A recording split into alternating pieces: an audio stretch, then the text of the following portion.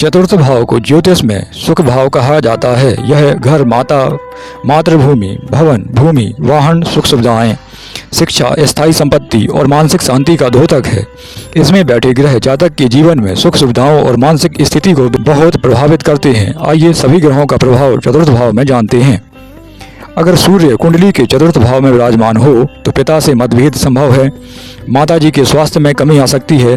घर परिवार में अहंकार की स्थिति रहेगी। सरकारी नौकरी या राजनीति में लाभ संभव है। उपाय क्या करें? माता पिता की सेवा करें। सुबह सूर्य को जल दें। लाल वस्त्र का दान करते रहें तो उचित रहेगा। चंद्रमा यदि कुंडली के चतुर्थ भाव में विराजमान है तो माताजी से गहरा लगाव हो सकता है। सुख सुविधाएं अच्छी रहेंगी। घर परिवार में शांति स्थापित रहेगी। वाहन सुख प्रबल रहेगा। यदि चंद्रमा अशुभ है तो मानसिक तनाव व अस्थिरता दे सकता है। उपाय क्या करें? माँ का सम्मान करें। चावल या दूध का दान करें। घर में शंख अवश्य रखें। अगर मंगल कुंडली के चतुर्थ भाव में विराजमान है तो भूमि भवन से लाभ होना तय है। घर बनाने की क्षमता बहुत अधिक होगी आपके अंदर। वाहन सुख का असर आपके जीवन पर दिखाई देगा, परंतु पारिवारिक झगड़े, माताजी के स्वास्थ्य पर बुरा प्रभाव भी देखने को मिल सकता है। उपाय क्या करें? हनुमान जी की उपासना करें। मंगलवार को मसूर की दाल का दान करें तो उचित रहेगा। यदि बुध कुंडली के चतुर्थ भाव में विराजमान हैं तब शिक्षा में सफलता मिलना तय है। घर में चतुराई व संवाद से माहौल अच्छा बना सकते हैं आप। माँ विदुषी होगी आपकी, अर्थात बहुत विद्वान होंगी या व्यवहार कुशल रहेंगी। नकारात्मक होने पर शिक्षा में बाधा और पारिवारिक मतभेद संभव हैं। उपाय क्या करें?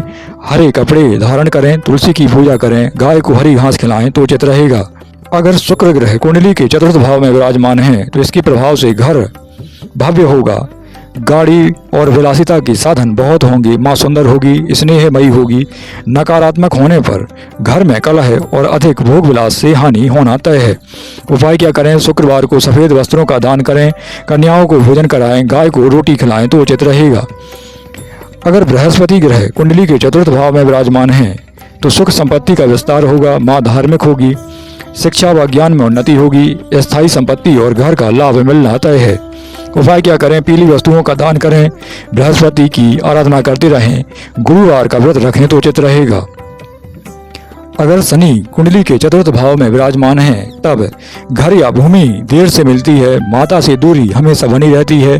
कभी कभी घर परिवार का बोझ बढ़ सकता है आपके ऊपर, परंतु शुभ होने पर बड़ी कोठी, बड़ा घर, धैर्य और स्थायी संपत्ति मिल सकती है।